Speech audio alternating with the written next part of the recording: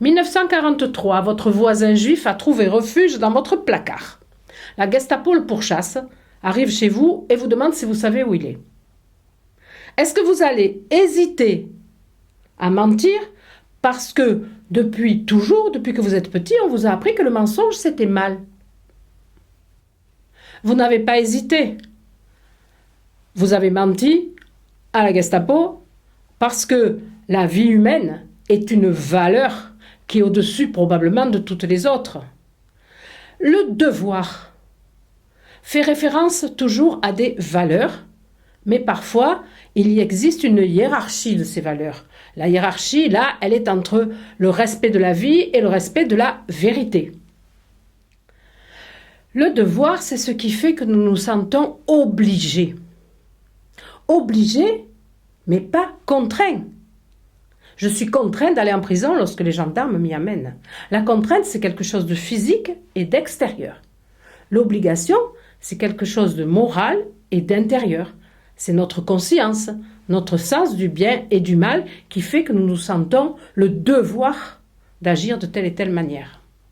La question d'obéir ou pas à la contrainte ne se pose pas. On ne peut pas faire autrement. En revanche, la question de se soumettre à notre obligation intérieure, elle se pose. Nous sommes libres de respecter cette obligation ou non. Donc, la question du devoir est une question qui ne se pose que si l'on considère que l'être humain est libre. Tout au long de ce cours, nous allons être accompagnés par deux questions sous-jacentes. La première, d'où vient cette obligation? D'où vient ce devoir? Et la seconde, est-ce qu'il est universel? Est-ce qu'il peut exister une morale unique pour tous? Notre idée du bien et du mal aurait-elle une origine sociale? L'aurions-nous acquise à travers notre éducation, à travers nos parents, qui sont la courroie de transmission de la société? Spontanément, au fond, c'est la première réponse que nous avons envie de donner à la question de l'origine de la morale.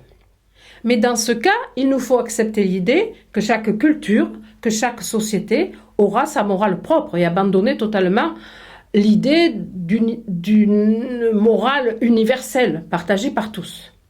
Existe-t-il, à travers toutes les cultures et toutes les sociétés, des règles morales communes? Lévi-Strauss a essayé de répondre à cette question. Il a enquêté. Et finalement, il a trouvé qu'un seul interdit moral, partagé absolument par toutes les sociétés, toutes les cultures, toutes les idéologies, c'est l'interdit de l'inceste. Dans tous les groupes humains, il est interdit de se marier avec quelqu'un de son clan, de sa tribu, de sa famille, même si cette parenté est définie de façon différente selon les sociétés. Enfin, nous aurions trouvé une idée absolue, a priori et universelle du bien et du mal, ou du mal en tout cas, qui ne serait pas donc d'origine sociale. Mais Lévi-Strauss nous explique pourquoi cet interdit de l'inceste. En vérité, c'est tout à fait social. Parce que si j'épouse ma sœur, je n'aurai aucune relation sociale avec un autre clan ou une autre tribu. En revanche, si j'épouse la sœur d'un autre, à ce moment-là, cet autre deviendra mon beau-frère, il m'aidera à chasser ou à pêcher ou à faire la guerre, et j'aurai une véritable relation sociale avec un alter, une altérité. Donc c'est une nécessité sociale que de ne pas épouser sa sœur, et pas réellement, nous dit Lévi-Strauss, une nécessité morale. Dire à chacun sa morale, à chaque culture sa morale, à chaque société, à chaque époque sa morale, pose finalement des questions d'ordre politique et géopolitique. A-t-on le droit d'aller dire aux autres comment ils doivent vivre au nom de notre morale? Un sujet du bac posait la question: peut-on dire d'une morale qu'elle est supérieure à une autre? S'il y a des gens qui pensent que leur morale est supérieure à celle des autres, parce qu'ils ont la vraie foi, le vrai Dieu, la vraie religion, ce sont bien les croyants. Une autre origine possible de la règle morale, c'est Dieu. Son image la plus archaïque, c'est Moïse. Moïse qui descend du Sinaï avec les tables de la loi, les 10 commandements, le décalogue, dictés par Dieu. dans les textes sacrés, Dieu dit le bien et le mal. Dieu ordonne, Dieu interdit et Dieu punit. Pour les croyants, la morale aurait donc une origine extérieure, puisque ce Dieu-là, il est bien autre chose que l'humanité, il est bien extérieur à l'humanité, et il dicte sa loi de là où il est. Extérieure, mais cependant transcendante et universelle, puisque pour chacun, il n'y a qu'un Dieu dont les lois sont bonnes pour toute la planète.